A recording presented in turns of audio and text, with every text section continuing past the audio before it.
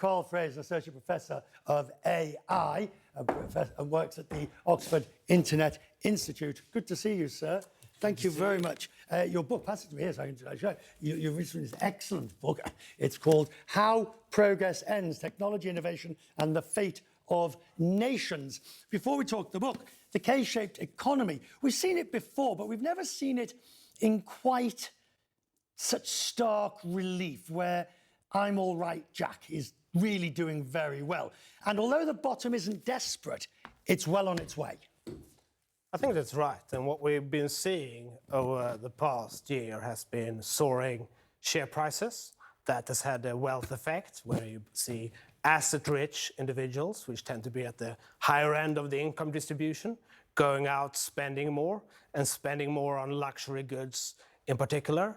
If you take the top 10% of people in the US, they're now accounting for roughly 50% of consumer spending, which is extraordinary.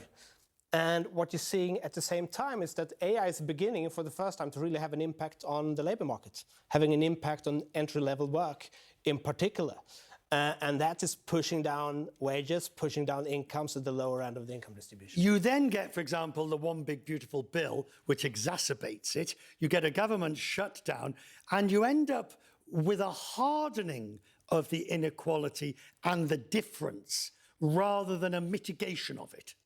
That's certainly right. And I think what we're currently seeing is very likely to drive up interest rates, and AI itself is driving up the hurdle rate, which means that as the more investment you see flowing into AI, the higher the return that other sectors need to generate in order to get investment. And so a lot of investment is just being soaked up by the AI economy, and that's having a real impact on jobs in other sectors too. Is there evidence that the AI investment, and I think there is crowding out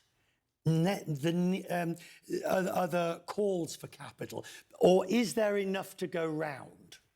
Well, we certainly saw that happening during the dot-com bubble and the rollout of fiber, and that certainly contributed to the hollowing out of manufacturing industry in the United States in that period. I think the evidence this time around is more anecdotal, but it certainly fits with what we saw during that period of time. But then if we factor in, there is a big wrinkle that's not been there before, which is the tariffs. And the tariff and the industrial policy of the United States to bring production back, which up to a certain point is working. Companies are opening factories and manufacturing plants, not maybe on the scale they want to. Does that continue? Well, I don't know what the trade policy is going to be in a couple of weeks. No, but if we take, for example, the technology and the innovation, the US is still leading the way. Can you see that continuing? Well, the title of my book is How Progress Ends. And the key point I'm trying to make, we're sitting here in Britain, nothing lasts forever. British technological leadership didn't last forever. We're now 2 decades of slow productivity growth in Britain. And I think if you look to the United States, many of the things that Britain got wrong, particularly in the post-war period, around protectionism, around manufacturing industry being cartelized, you're seeing similar trends playing out in the US now with higher levels of market concentration and now barriers to foreign trade as well. You're a canary in the mine, perhaps. Good to see you, sir. Very grateful for coming in. Thank you. Fascinating. Thank you very much.